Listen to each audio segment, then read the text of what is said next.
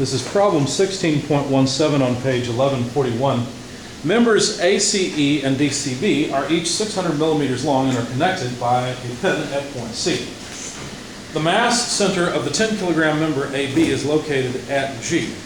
Determine the acceleration of AB immediately after the system has been released from rest in the position shown. The corresponding, and B, the corresponding force exerted by roller A on member AB. Neglect the weight of member ACE and DCB. Let me sketch the system so that you can see what we're talking about. So we've got this oddly shaped member known as AB. There's a slot over here on the left-hand side, and G is related to point B, and point A as follows. Let's see, I shouldn't bring it off that way. In fact, let me move this over just a bit. There we go. There's point A right in the middle of that wheel. Let's put it off this way. And this is sort of like a scissor lift or something. Where this other wheel also runs in a slot that's connected to ground.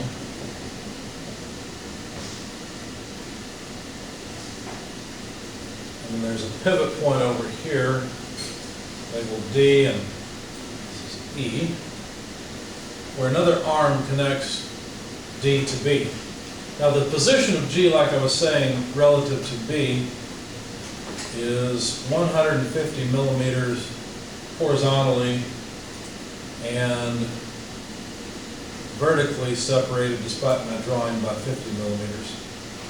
And then it's AB that has a mass of 10 kilograms. It's really just this body. I should probably point to point G. But anyway, there we go. The two arms are connected together at point C, and then the angle theta is defined as the angle from horizontal to DB. At this particular time, the time that we're analyzing, the angle theta, let's put it here, is 30 degrees. And the length ACE is equal to the length DCB. In other words, these two arms are the same length, and that length is 600 millimeters or 0.6 meters. I'm going to switch to meters pretty quickly, so let's just do that. I'm going to define this as length L. We're supposed to find the acceleration of AB. How quickly does this thing drop when released from rest? And B, what's the normal force at A? So I'm going to begin with some free body diagrams. In fact, one free body diagram in particular, that is the free body diagram of AB. There's our slot. There must be some normal force at A. Why no horizontal force? Well, we're neglecting friction. Okay, so there's some normal force at A. There is certainly the weight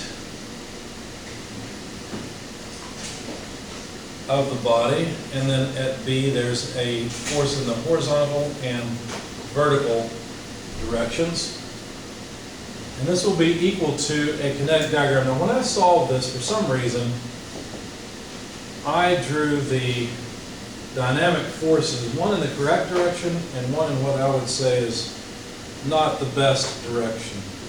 But I'll go with what I did before, and you'll see how it can be confusing. Or maybe it won't be, we'll see. I'll put the dynamic force downward, and I typically would use a coordinate system, bless you, positive to the right and positive up. So I kind of broke that rule here. All right, so let's just see how that works out for me. All right, now notice that the direction of the force at B is unknown. You can't look at this DCB member and say, oh, that's a two-force member. No, it's not. There's a connection point at C. And so the force out at B may not lie along that line. Okay? BX and BY, you don't know their direction. You don't know in what direction they act. But we do know something about DCB. We know that it's constrained to pivot about point D. So we know something about the motion of DCB. In fact, let me draw that because it's something that's important. Let me make a quick schematic, or you know what, let me put it right on top. of the drawing so that you can see it. I'm going to change colors. Basically, point D is just pinned to ground, isn't it? And so point B can only move on a circle and therefore must have some tangential acceleration. Now we know that the mechanism begins at rest. So what is the angular speed of DCB at the beginning? So the angular speed, let's see, I'm running out of space. Let me put it here. Omega DCB equals 0. And so do we have any tangential acceleration? No, because there's no angular acceleration, right? Well, no, actually there could be, I'm sorry, I said that backwards. So there can be some tangential acceleration, but there's no rotation. What does that mean for the normal acceleration? Well, the normal acceleration is 0. Why? Because normal acceleration is always, an omega squared r type of term, where r would be the spacing from D to B. Okay? But since that's 0, then that means that the normal acceleration of point B would be 0. All the acceleration of point B must be in that direction. Okay? Make sense? All right. Now, another interesting thing about this is that body AB is constrained to remain horizontal. You can see that from the mechanism. And since it cannot rotate, well, that means that all the points on the body move with the same, velocity, with the same acceleration. They always have to have the same velocity, therefore they must always have the same acceleration. I'm going to cheat just a little bit and move B down, or G down just a little bit. And basically what we're saying then is that the acceleration of point G must also be a sub t. Same direction, same magnitude, same everything. To pick any point you like, all points on body AB must have that same acceleration, magnitude, and direction. Now, the angle of this acceleration would just be theta, wouldn't it? Because think about it, it's just this tangential acceleration is perpendicular to this line, and so the angle between a vertical line and AT must be the same as the angle between this horizontal line and the line DB. So what I get from that is that the tangential acceleration direction is known. And of course I can break it up into an acceleration in the y direction and an acceleration in the x direction, which is actually the reason I chose this coordinate. In fact, you know what? I think what I did, if I remember right, is this. So let's just assume that's what I did and we'll move on. I forgot to write down the coordinate system. Still my fault. I should have done a better job. All right, so we've got a free body diagram. Let's sum forces in the tangential direction because that will make our lives a lot easier. It doesn't look like it. It looks like summing forces in the vertical and horizontal direction will be easier. But if I sum forces in the tangential direction, you'll see what happens, and it makes life a lot better. So let's see, what do we have? Well, the normal force acts upward. So basically what I want to do is break that into a component like this and like that. See? So the tangential direction component of the normal force, well, here's our angle theta again. Oh, we need cosine, wouldn't we? As a matter of fact, it's in the negative tangential direction. If this is the positive tangential direction, the normal force has a component in the negative direction, so I would write equals negative normal force at A times cosine theta. Okay, so that takes care of this piece of the normal force. The weight force is similar, except the weight force acts downward. So we'd have plus weight cosine theta, same sort of triangle as we had for the normal force. And then we'd have Bx and By with which to contend. Now By is a lot like the normal force, so it's going to contribute a minus By cos theta. And Bx, well, we're looking for the projection of that vector onto this axis, right? And so it would be something like this. Because this axis is the tangential axis. And so it looks like Bx is going to add. The angle theta would be right there, and so that's the sine side, so it would be plus bx sine theta. Now, is this sum equal to 0? No, the sum is equal to the mass times the acceleration in the tangential direction. Okay? I'm going to call this equation 1. It has a bunch of unknowns in it, but it does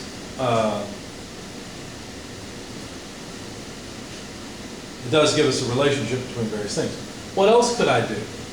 Well, notice this is a sum in the linear direction, in a linear direction. I chose that direction because I didn't want to bother writing a sum of forces in the horizontal and vertical directions. I wanted to write one sum of force equation and then eliminate all other things. So now I'm going to sum moments. About what point should I sum moments?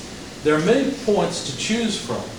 What I chose is to sum moments about point D. Now, what body am I summing moments on? Well, I had to make another free body diagram because I need to relate what's happening to body AB to what's happening to the scissor portion. And in thinking about it, I realized, so let's see, AB, I realized that I could take a free body diagram of the scissors all together. I really didn't want to deal with point C. I wanted it to be internal. I didn't want to have to worry about the forces there because I really don't care about the forces at C. I do care about the force at A, probably B because I care about how AB moves, and therefore by extension E and D, but I don't care what happens at C. So I decided to set it up this way and write dy dx. Notice that at E there's only a normal force in the vertical direction because it's a roller. At B, I'm going to have equal and opposite forces to what I had on AB. So here's Bx, By, and at A, I will have an opposite, equal and opposite to the normal force at A. Okay? Now, this is the body about which I decided to sum moments, taking counterclockwise as positive about the D. Why would I choose that? Well, because of the geometry, I know that NA passes right through D, so it won't have a term. And then all I will have to deal with is NE dx dy. Okay? So if we do that, Bx causes a positive moment about D. I just need the height from here to here. But remember, I called this length L. So the height from here to here, should probably use different color. I'm trying to indicate another force.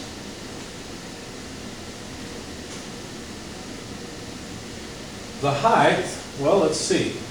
Here's our good friend theta again, right? Same 30-degree angle.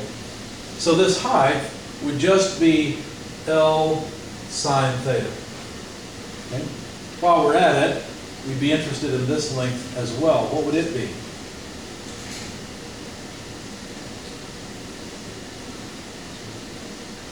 You guys are completely disengaged. What would this length be between D and E? Oh, cosine. It's the other side of the triangle. Okay? So now that I've got my moment arms, the moment arm for Bx, is it L sine theta or L cosine theta? L sine theta. And that's a positive moment. What about By? Will it cause a positive or negative moment? I'm asking because I realized in my statics class sometimes they don't know. Negative moment. You see the By is on the right-hand side, so it tends to cause clockwise rotation. So negative By multiplied by its moment arm of L cosine theta. Okay. And then we also have NE, but NE causes a positive moment, so plus NE, its moment arm is L cosine theta, just like By on the same line. And what else? Well, this is equal to I alpha, where we're talking about the angular acceleration of body, call it whatever you want, I guess body A, D, C, B, E, which doesn't make much sense, right? Because it's two separate bodies that angularly accelerate two different ways. Fortunately, I is 0 regardless of how we look at it because there's no mass. They told us to neglect the mass of these legs. So basically, this is just going to come, it's just going to sum to zero. Not because the bodies do not angularly accelerate, they do angularly accelerate, but because the moment of inertia itself is zero. So this is another relationship, I will call it relationship 2, that relates all of these variables together. Now, I didn't want to deal with point C, but I had to. So I made another kinetic oh, you know what, I didn't finish this one. I guess we could make it like this. I made another free body diagram because I realized that I had one more body to deal with, and it was a body like this, where we have point C here, we have our angle theta here, we've got our normal force at E here, normal force at A here. I was just looking for a relationship between NA and NE. Obviously I've got CX and CY, so I chose to sum moments about point C. I'm running out of space, but I think I can fit it here because it's a pretty easy equation. So summing moments about point C, taking counterclockwise as positive, well, I would just have NA L over 2 cos theta, okay, plus NE L over 2 cos theta. Okay. Now this is equal to I alpha of body ACE, but it equals 0 because, again, that leg is massless. Okay. So this is the third relationship that I came up with. Basically what it tells you is that the normal force at A equals the negative of the normal force at E. Okay? Now I know that I've drawn the normal force this way here and this way here, but one of them is apparently in the wrong direction. Okay? We'll get a negative number for one of them. Okay? Now, this is an equation that's important. This is an equation that is important, and so is this one. Okay? I don't think we need the free body diagrams as much anymore. I do want to keep this one and the fact that the tangential acceleration direction is known. But this was just intermediate work in order to come up with relationships between the various forces. And notice that what I'm dealing with are relationships between forces acting on body AB primarily, and some that are acting from the ground. Okay? All right. So if we look at equation 2, in fact, let me get rid of the excess junk we don't need. This is equation 2.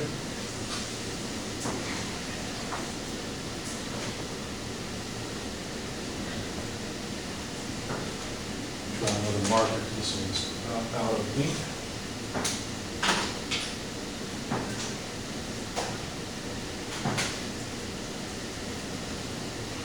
If I take, because I don't really care about NE, I care about NA. If I plug that in here, what would I have? Well, I would just have negative NA. Right, so now I've put this equation in here. That was really the whole point in having this equation. Okay, so I don't need any of that anymore. Because notice NE doesn't appear in this equation. So I've eliminated one of the unknowns. And if I rearrange this just a little bit, I can write negative NA L, well actually the L would drop out, wouldn't it? You can cancel the L in all the terms. So let's just write negative NA cos theta equals, and we'll put all of these terms on the other side. No, not quite, I'm sorry. Let me leave this one with NA. So minus BY cos theta equals, we'll move this one to the other side, we get negative BX sine theta. Okay? Now, if we look at equation 1,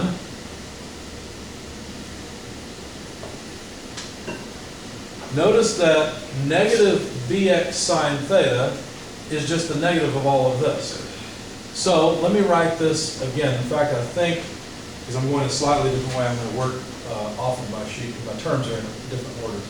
So let's continue with this. Negative NA cos theta plus W cos theta minus BY cos theta.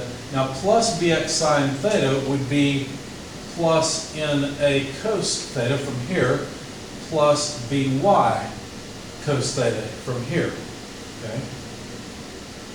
And this is all equal to m acceleration in the tangential direction. But notice what happened. In a cos theta negative and in a cos theta positive cancel. By cos theta negative and by cos theta positive cancel. And we're just left with the weight times the cosine of the angle theta. So we managed to calculate the tangential acceleration of body AB in terms of the weight of that body. So we don't need any of this anymore. This is what we care about. Notice that weight is, of course, mg. And so we can write that the tangential acceleration is just the weight times the cosine of the angle, is acceleration of gravity, times the cosine of the angle theta. So, what are we in metric? So 9.81 meters per second squared cosine 30 degrees gives us a tangential acceleration of about 8.496 meters per second squared. So now we know the magnitude of this total acceleration, 8.496 meters per second squared. That's one of the items they wanted us to find. Now, I don't know if they wanted did they ask for the total or the vertical?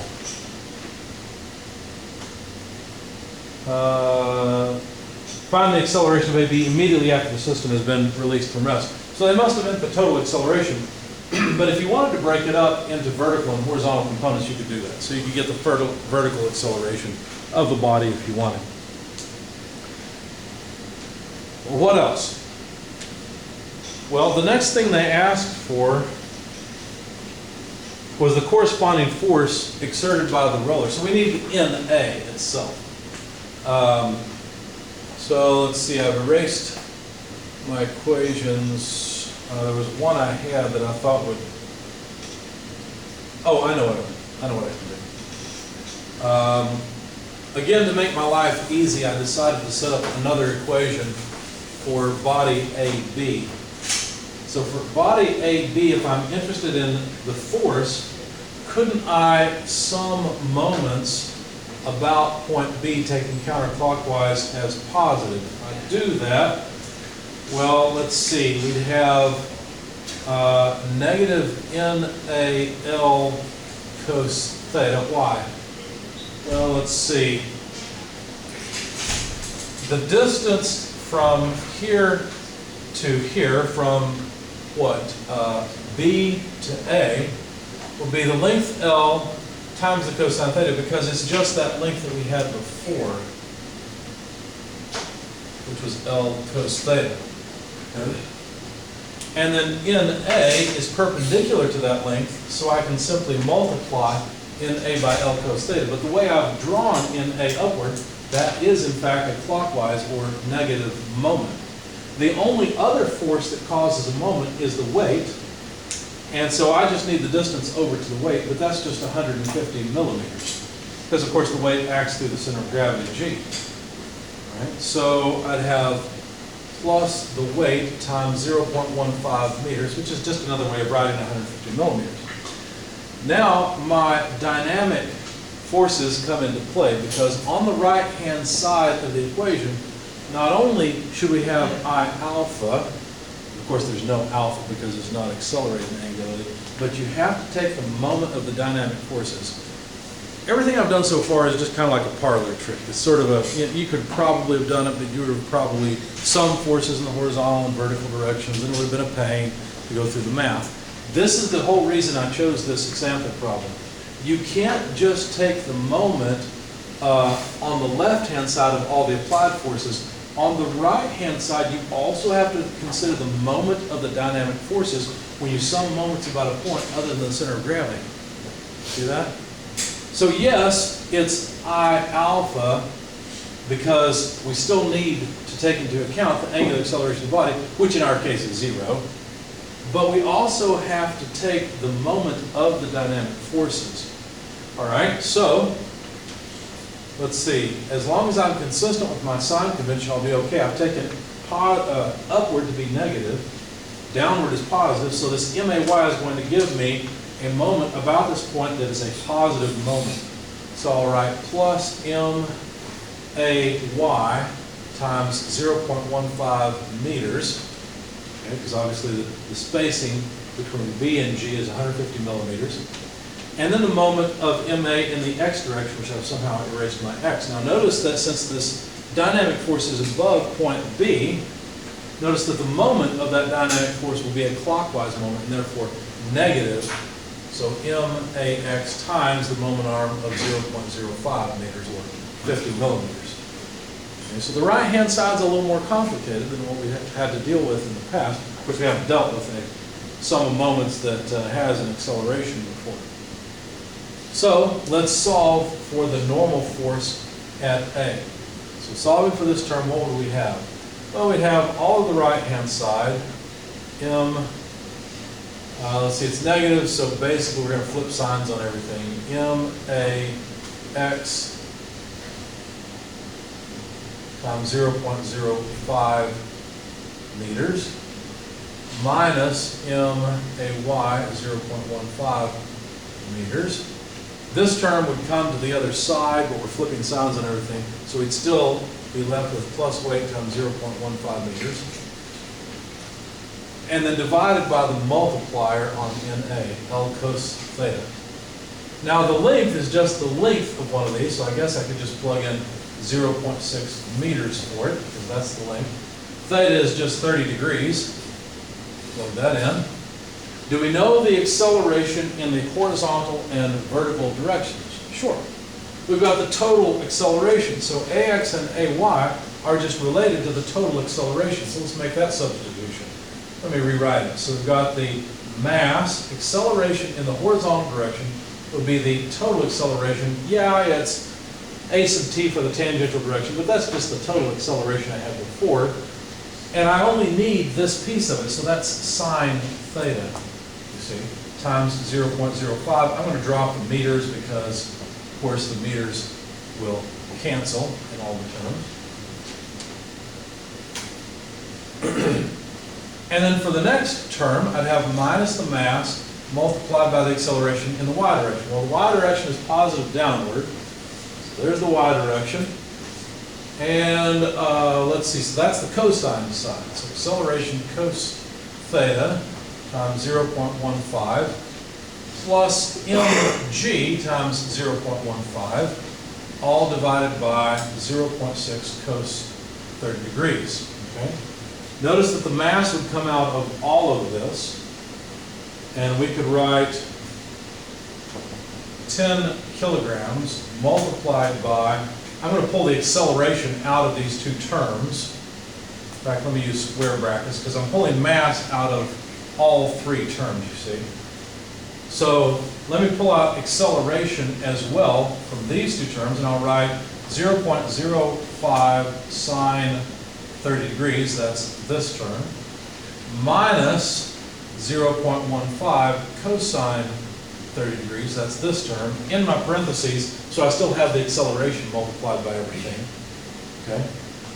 And then add to that g times 0.15, and then that ends the parentheses with the mass multiplied, divided by 0.6 cosine 30 degrees. Of course, the acceleration is just 8.496 meters per second squared. The acceleration of gravity is just 9.81 meters per second squared. So what units do I end up with? Well, let's see. Kilograms, meters per second squared, better known as newtons, right? Plug all this mess into your calculator, and you'll find then that the normal force at A is about 26.3 newtons. Okay? Any questions about all of this?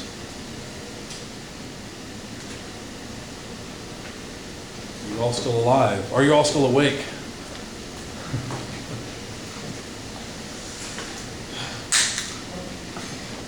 Well shot anyway. Any questions about all of this? So that little trick I pulled with changing the orientation of the x and y coordinate system, or axes, really I alpha would be in the opposite direction for a right-handed coordinate system. Fortunately, the body wasn't accelerating, so I should have drawn it in that direction, but it didn't matter because it wasn't used. That little trick was just to get through that part of the problem quicker. and not have to deal with summing forces in the horizontal vertical directions and making it more complicated than it needs to be. Okay? I really wanted to get to this portion so I could show you that you have to take the moment of the dynamic forces as well when you sum moments about a point other than the center of gravity. Okay? Any questions, any comments? All right.